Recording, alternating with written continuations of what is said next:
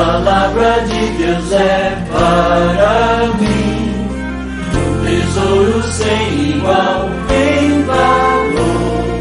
Fala do amor de Deus, do amor que não tem fim, mais precioso do que ouro este amor. Temos desde a semana atrasada, tratado com os irmãos aqui sobre identidade do cristão, E falamos aqui sobre identidade. O que é identidade? A gente nasce. Quando a gente nasce, logo se providencia um registro para nos identificar. Mais na frente, a gente tira um documento de identidade, aonde contém uma foto nossa, E impressão digital, mela os dedinhos todinhos, nem para tirar. E impressionante que aquela impressão digital, ela é única. Nós temos quase 8 bilhões de seres humanos e nenhum deles tem a impressão digital igual à sua. A sua impressão digital, ela é única. A minha impressão digital, ela é única. Deus faz cada coisa, gente? Deus é maravilhoso. Ninguém se mistura. Então, identidade é isso, tá certo? É a característica, São características individuais que define uma pessoa e a distingue e a faz diferente dos seus semelhantes. Nisto se envolve características fisiológicas, psicológicas. Nisto também se envolve valores éticos e morais, os quais nos tornam únicos diante de Deus. Mas o que é que o Senhor quer dizer com isso, falando de identidade? Nós vimos aqui naquela semana que também trata-se da qualidade da personalidade de alguém. Vimos aqui também que era o conjunto de características individualizadas que distingue uma pessoa ou coisa. Vimos aqui também que é a soma de caracteres de uma pessoa, distinguindo-as das demais, e por aí vai, Tem muitas definições para isto. Porém, o porquê que a gente quis falar de identidade e trazer para a gente? Porque crente também tem identidade. Amém, irmãos? Amém. Crente tem qualidades, características que lhe identifica. É disto que a gente está tratando. Por quê? Porque a Bíblia fala do trigo e do joio, não fala? A gente viu aqui que são muito semelhantes um do outro. São muito parecidos. Porém, não é a mesma coisa. Trigo é trigo e joio é joio. A Bíblia também fala de árvores boas e árvores ruins. Lá em Mateus capítulo 7, versículo 15 a 23, por ali você vai encontrar Jesus falando de árvore boa e de árvore ruim, 2 tipos de situações. Trigo e joio, 2 tipos de situações. Lá no capítulo 13, versículo 47 e 48 de Mateus, a Bíblia vai falar de peixes bons e peixe ruim. E lá Jesus é muito claro, ele diz que lança a rede, aí vem toda a qualidade de peixe, aí quando chega fora, ele vai pegar os peixes bons, vai colocar num cesto, e os peixes ruins vai jogar fora. Daí a gente já começa a entender, né, da necessidade da gente zelar pela nossa identidade, cuidar das características que nos distingue como cristão,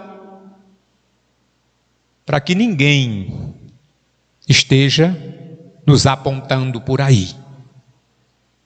Tá certo?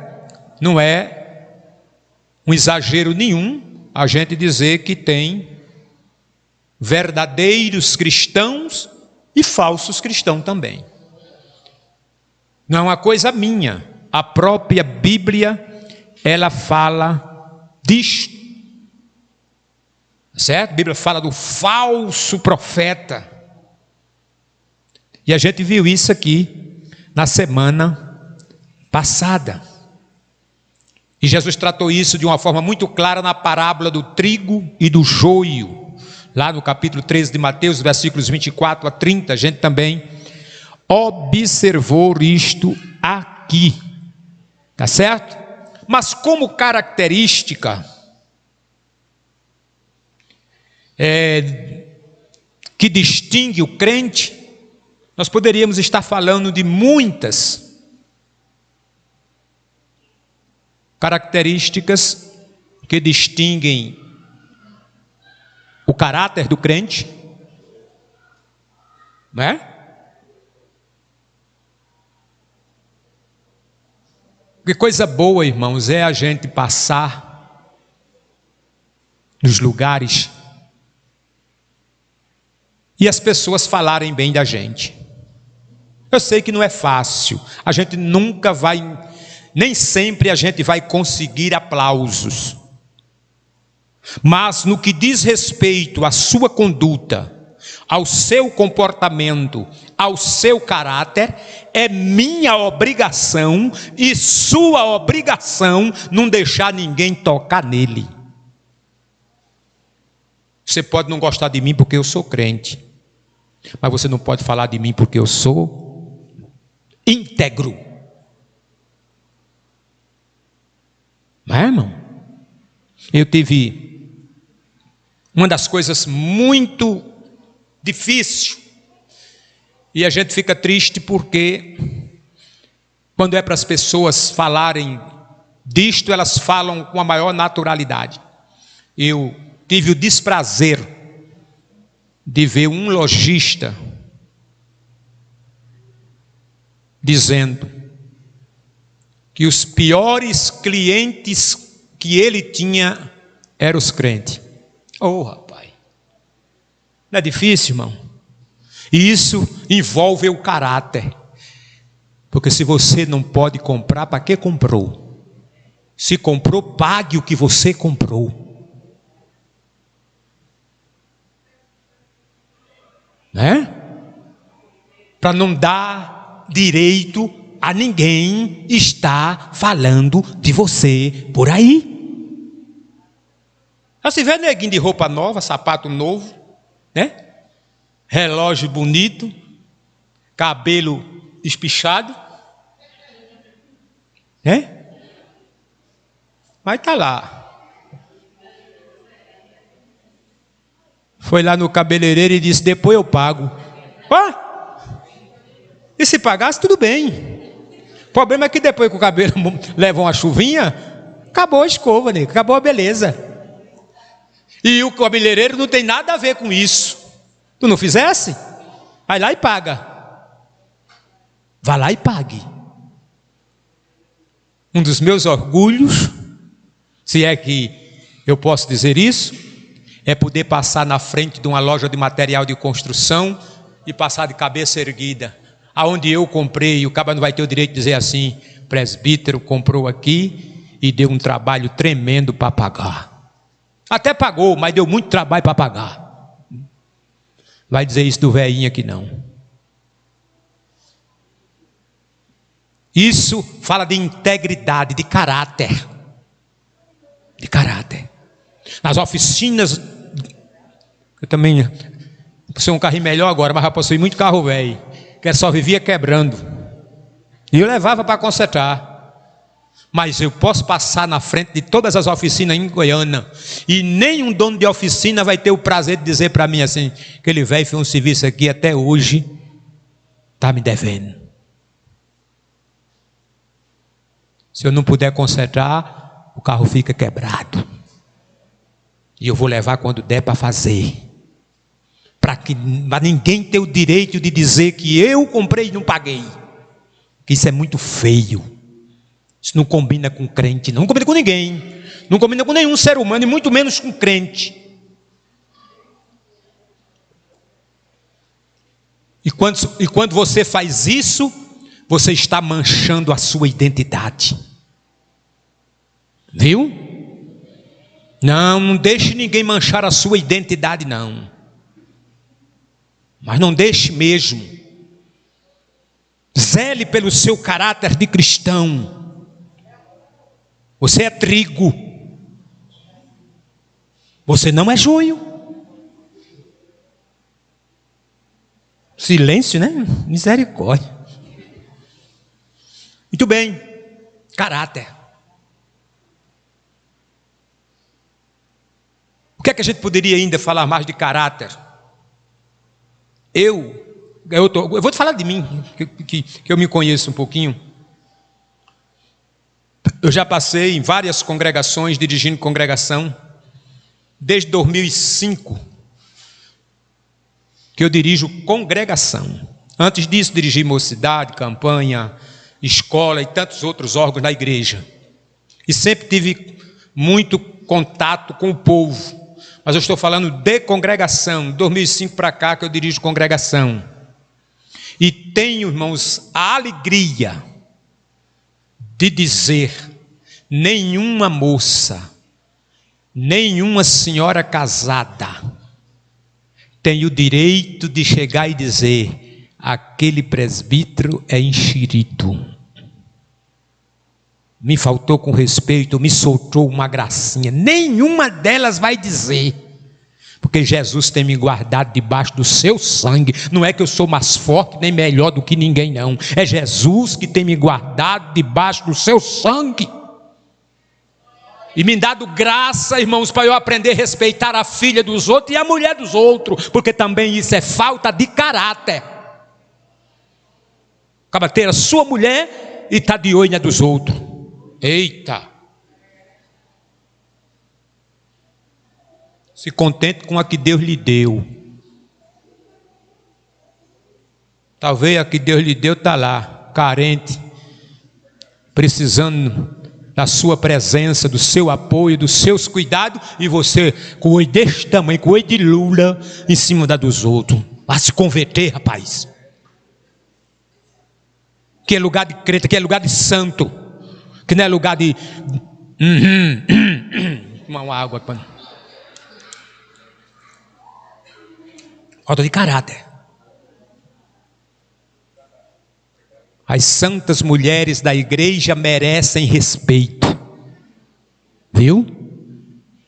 E a gente precisa levar isto a sério, porque nenhum de nós, a gente, principalmente aqueles que gostam de olhar para a mulher dos outros, ele mesmo é o primeiro a não gostar quando alguém olha para dele. É o primeiro a não gostar. Né? E como é que as irmãs podem também contribuir para que isso, né, seja diminuído? Se comportando, se vestindo direito. Olha, quer ver, a irmã chega reclamando: irmã fulano passou com o olho desse tamanho para mim. Mas como foi que a senhora estava vestida, irmã? Com a roupa que para poder entrar passou vaselina.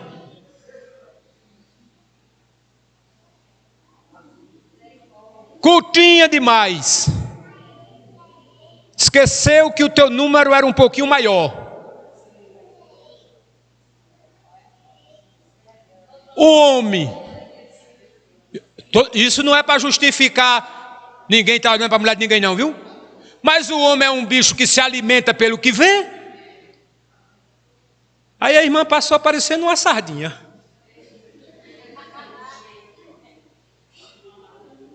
Primeiro olhar ninguém evita, mas olhar depois é ser vergonhice, é safadeza mesmo. Vamos respeitar.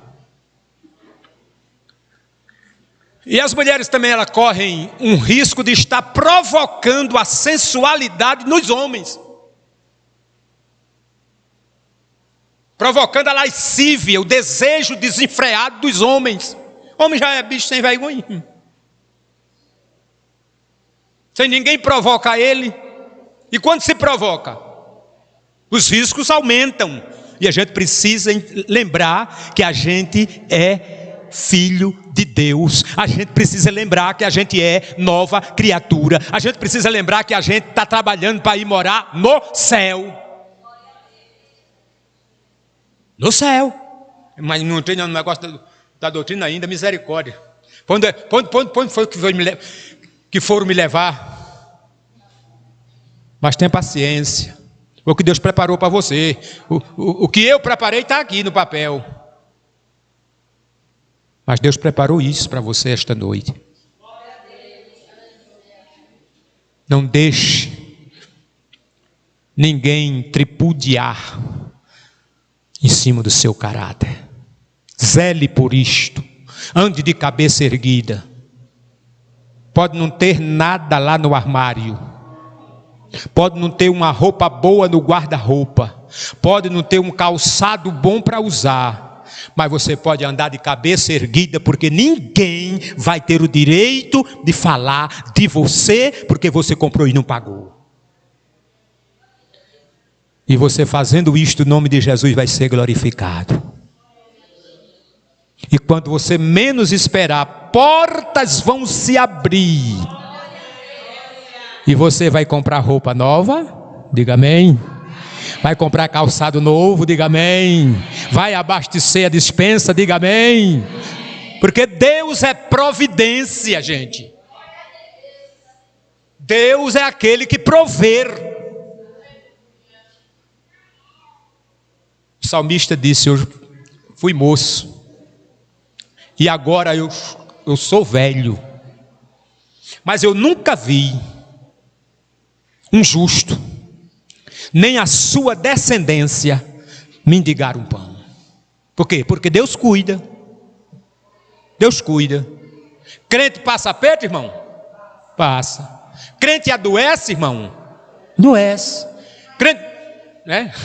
Alguém falou? Não é? Passa por dificuldade, irmão? Passa. Passa por aprovação, irmão? Passa. A gente passa por tudo isso. Agora, em tudo isso, a gente tem a companhia de Jesus com a gente.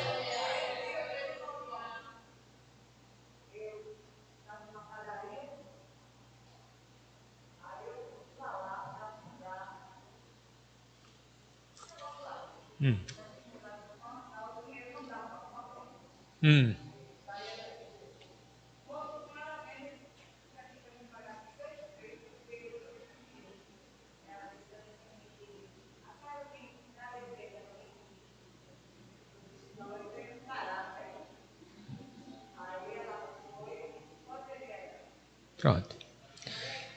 Viu, irmãos? Muito bem. Então, é disto que a gente precisa zelar. E isso faz parte da nossa identidade.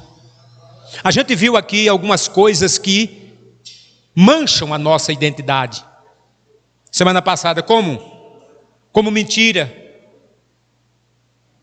A mentira, ela contribui muito para manchar a nossa identidade. Coisa feia é uma mulher crente mentirosa. Mais feia ainda é um homem crente mentiroso. Pior ainda é um obreiro mentiroso. Se puder ir, minha irmã, vá. Diga que vai. Se não puder ir, diga que não vai. E pronto.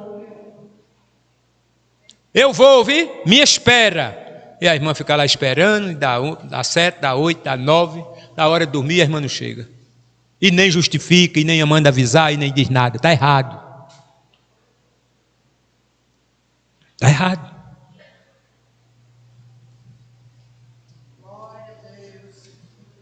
Viu? A Bíblia fala de um casal, no capítulo 5 de Atos dos Apóstolos, que combinaram mentir. Mulher e marido, marido e mulher, venderam lá uma propriedade por um determinado preço. Acharam bonito os outros contribuir, porque tem gente que é assim, só faz as coisas para se amostrar, para aparecer. Acharam bonitos os novos convertidos contribuindo, cooperando com a obra. Aí Ananias disse a Safira assim: vamos também? A gente tem aquele terreno ali, vamos vender? Agora a gente fala o seguinte: a gente não é besta não, vamos dar só uma parte, e a outra parte a gente fica para a gente. Mentiram. E quando chegaram lá para entregar, o apóstolo Pedro, cheio do Espírito Santo, disse: foi por esse preço que vocês venderam a herdade? Foi. Mentiroso.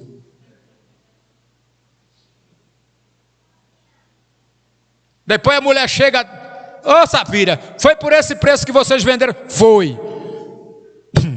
Aqui está os passos daqueles que levaram o teu marido morto, vai também, caiu e morreu por causa de uma mentira. Mas hoje Jesus está imperando a graça, né? Nunca mais ninguém morreu por causa de mentira, e a gente mentindo adoidado. Cuidado. Isso pode trazer um prejuízo muito grande para a sua vida espiritual. A gente também falou aqui que outro prejuízo para a mentira é o engano. Diz que o enganador é o irmão mais velho do mentiroso, né?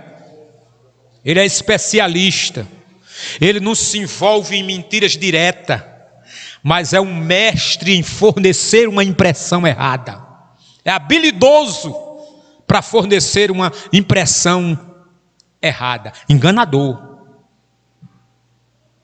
A gente viu aqui que outra característica de quem tem a sua identidade manchada é o descobridor de falta. Só quem é direito é ele. Na igreja todo mundo tem defeito, menos ele. Eu sou santo e santo. Só falta ele dizer: e também sou o Senhor dos Exércitos. Só falta ele dizer isso. Porque os anjos diziam: santo, santo, santo é o Senhor dos Exércitos. Agora todo mundo tem defeito na igreja. E quem é que não tem? Precisa? Tu está apontando?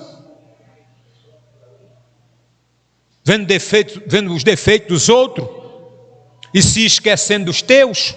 Olha para os teus. Olha para os teus.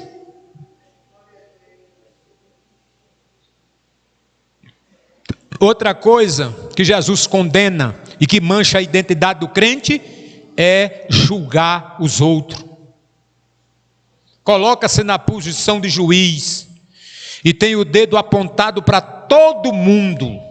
E geralmente essas pessoas que gostam de julgar os outros, elas são impiedosas com os outros. Quer dizer isso? Não perdoa a falta de ninguém.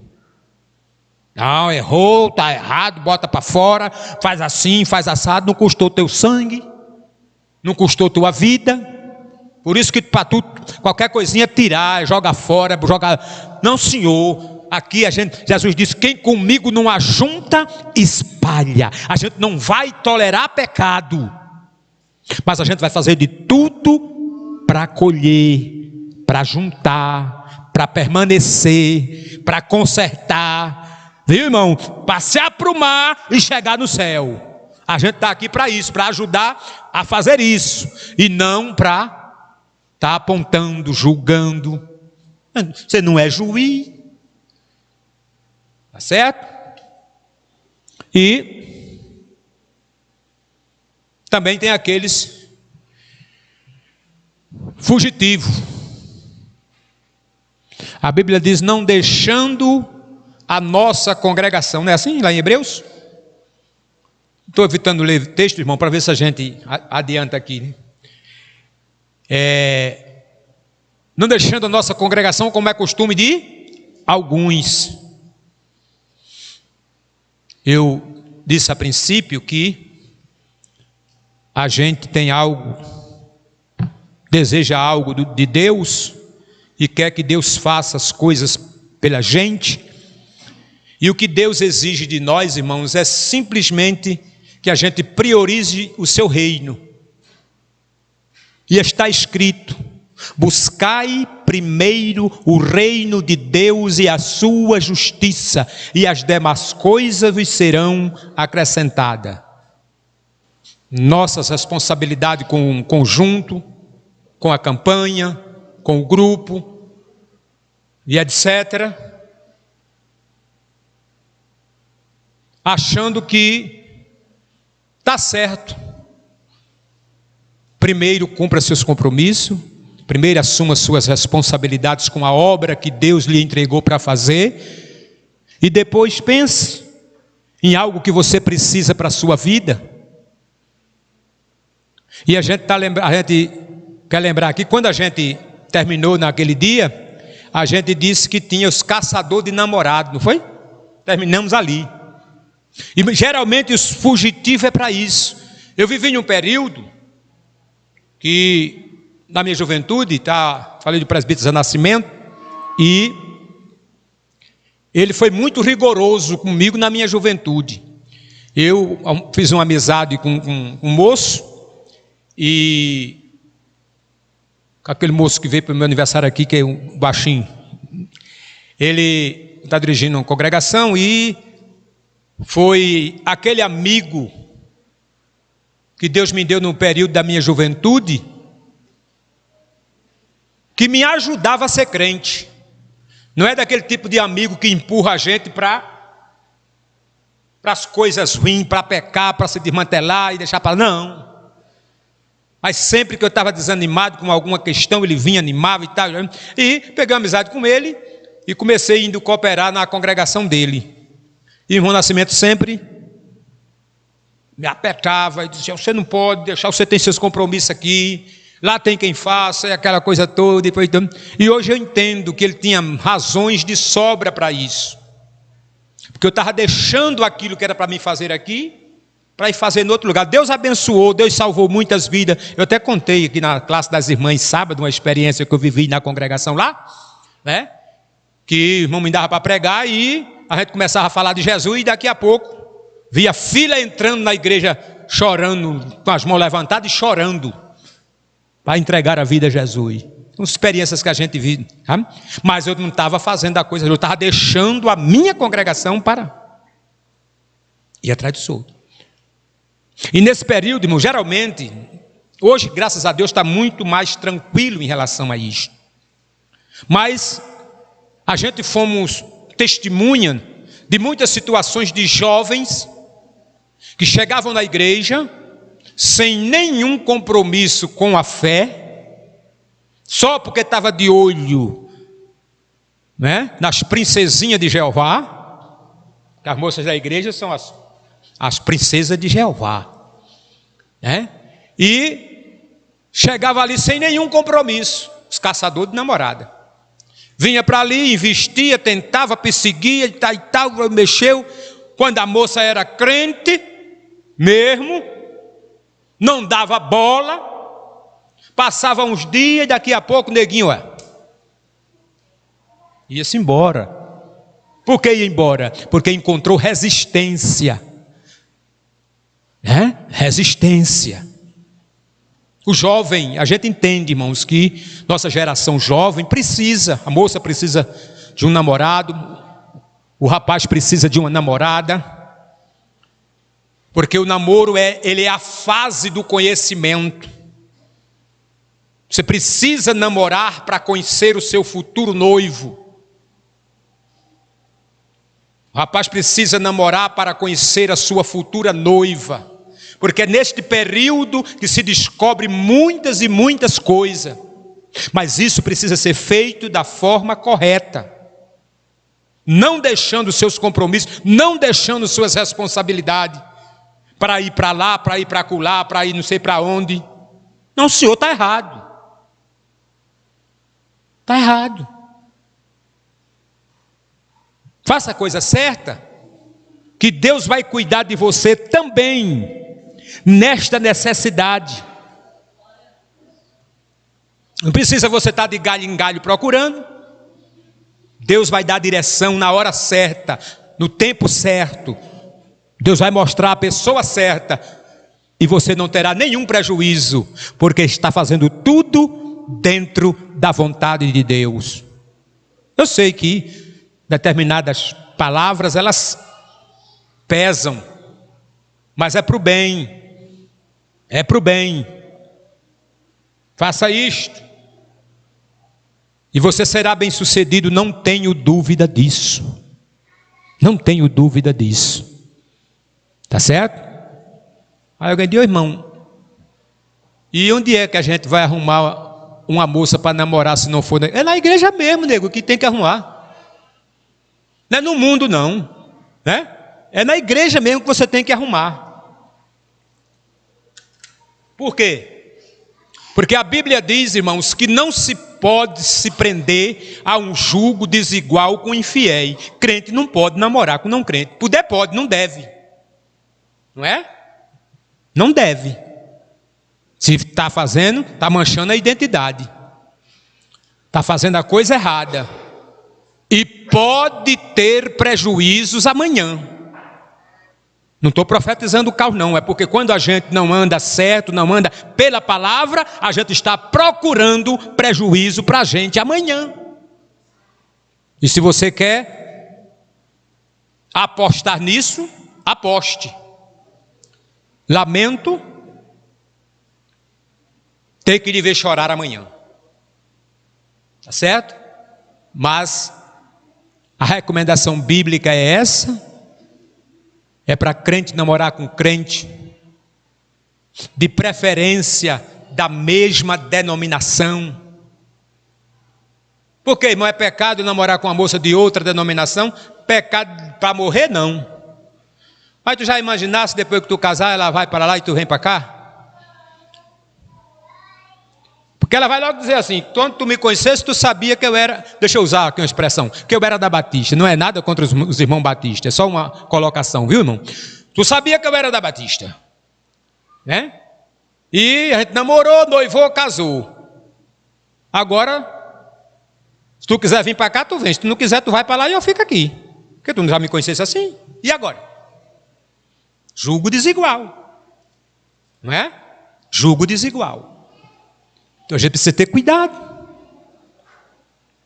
porque isso também atrapalha, irmãos, o desenvolvimento.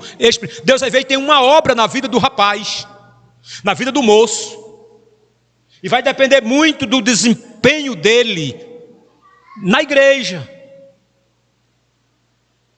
Porque eu também, irmão, já conheci, esses cabelos brancos já nos mostrou muitas situações. Conheci rapazes na igreja que eram verdadeiros instrumentos de Deus na igreja. Autênticos pregadores do evangelho.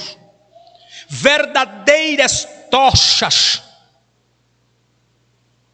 Mas essa tocha só ficou acesa até o dia que ele começou a namorar. São experiências que a gente vê na igreja. Quando esse moço começou a namorar, irmão, ele agora só tinha tempo para namorar, né? Ô irmão, não dá para conciliar as coisas não, administrar as coisas não, é? Dá sim. Dá.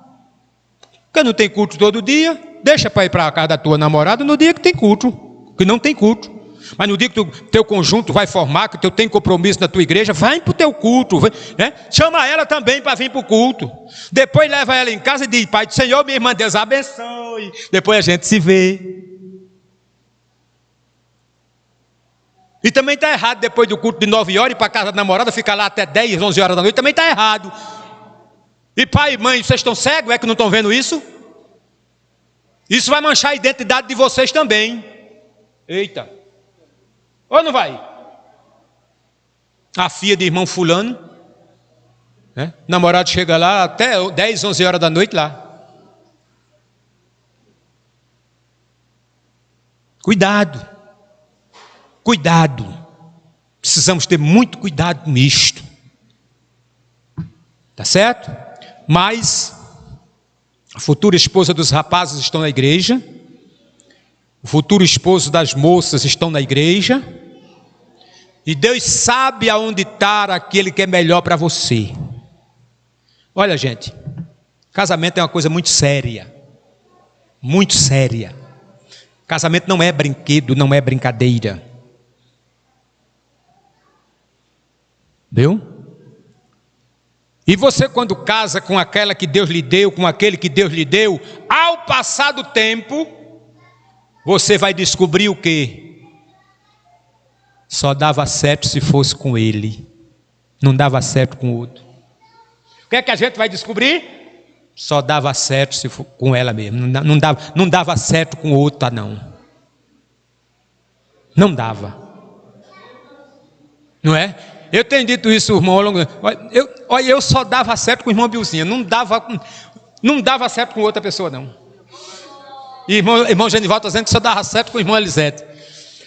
É porque Deus, irmão, Deus prepara a pessoa certa, né, para a gente, irmão.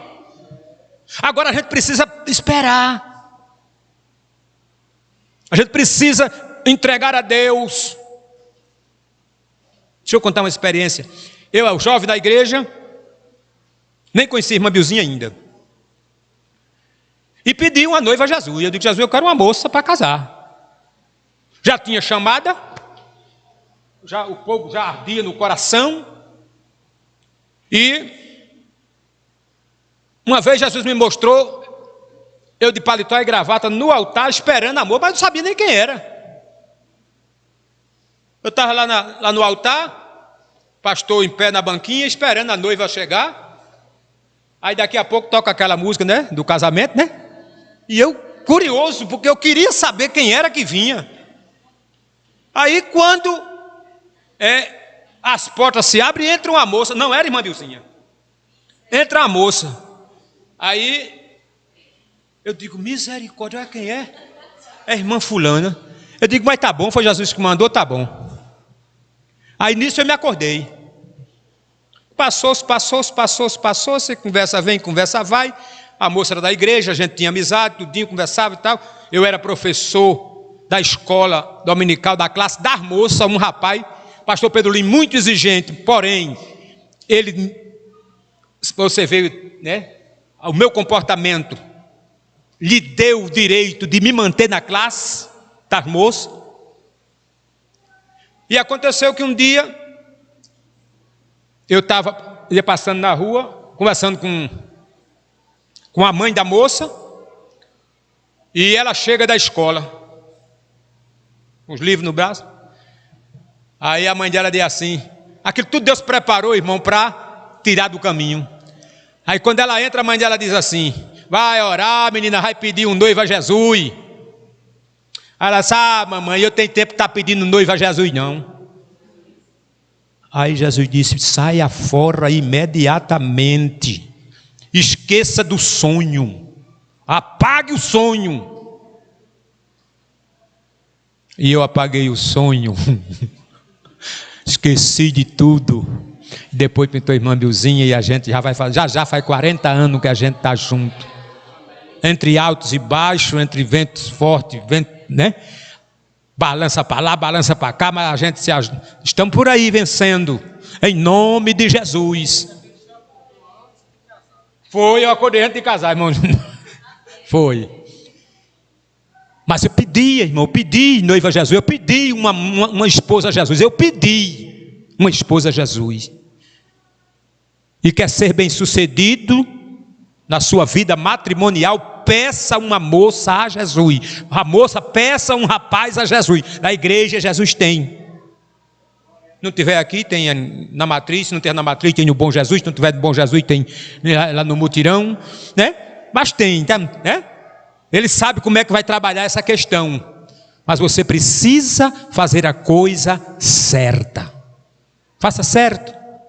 Deus não vai falhar com você. Tá certo? Muito bem, mas para a gente concluir, deixa eu te dizer mais alguma coisa. Além disso, de tudo isto, a gente vai encontrar também aquele tipo de gente que quer se envolver o mínimo possível, né? Quer contar comigo? Conte, mas para o mínimo possível. Eu quero frequentar o mínimo possível.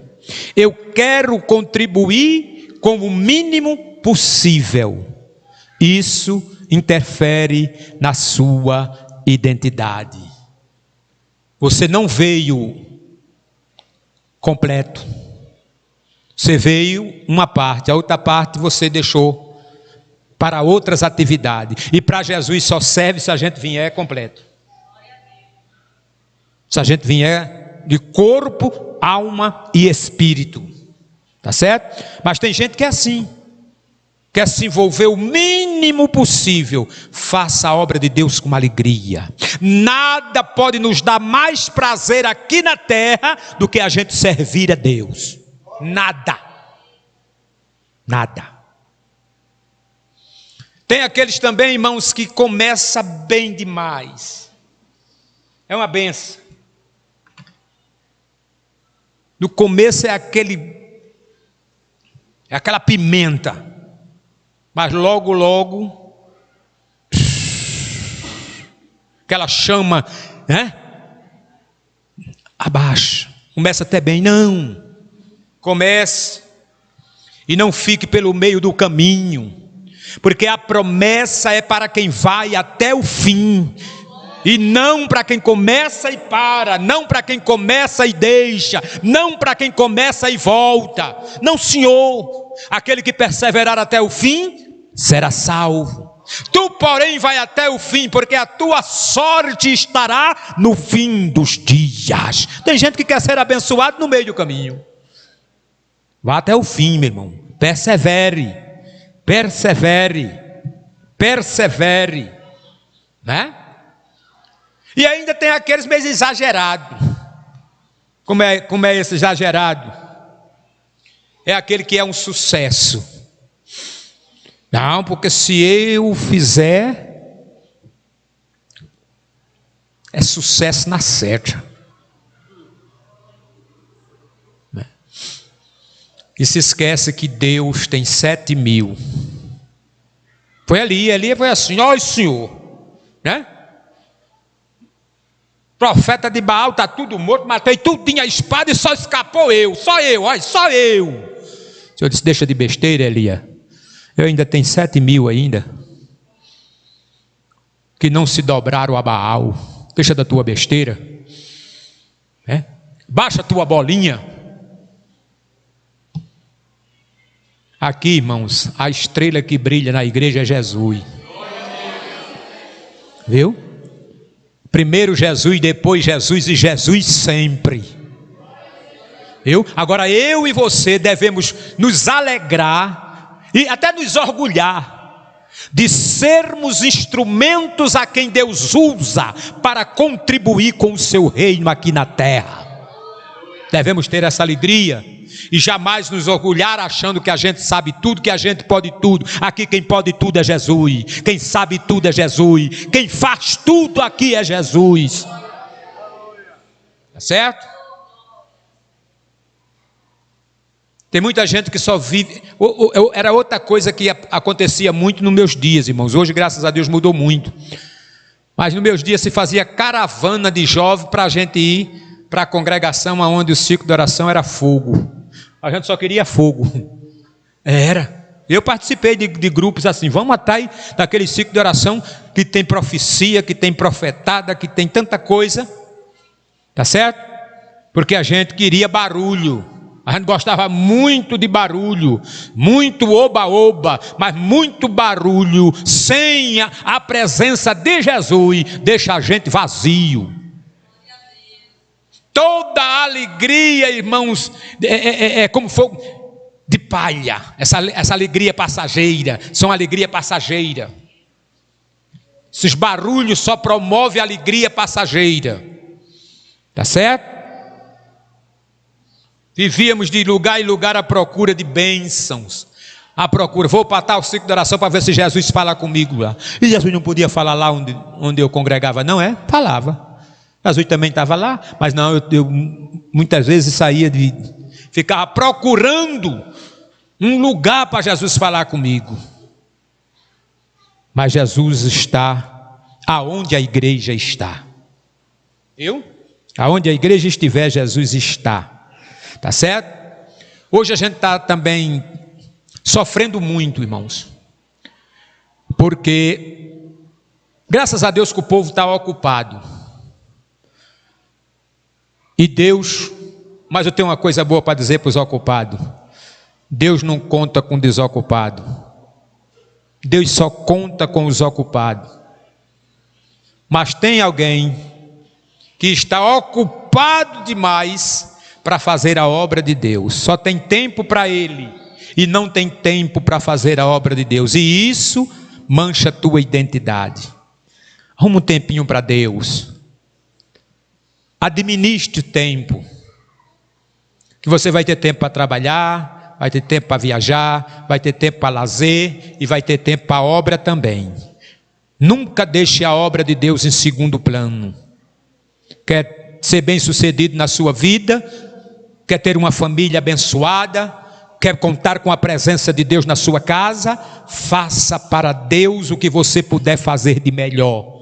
Entregue-se inteiramente a Deus. E para concluir, tem aqueles que também andam de igreja em igreja atrás de cargo, né? Fica aqui e vem para cá. Irmão João, eu posso ir lá para o barulho? Pode, meu irmão, venha. Aí se ele passar um mês ali no banco e não der uma oportunidade a ele, ele vai sumir ligeiro. Fui para lá, o irmão não me deu nenhuma oportunidade. Por quê? Porque estava atrás de cargo. Venha por causa de Jesus. Venha sentir a presença de Deus. Venha oferecer um culto de louvor ao Senhor. Venha fazer o melhor que você pode para Deus, que Deus vai cuidar de todas as tuas necessidades. Amém, meus irmãos? Que Deus em Cristo nos abençoe.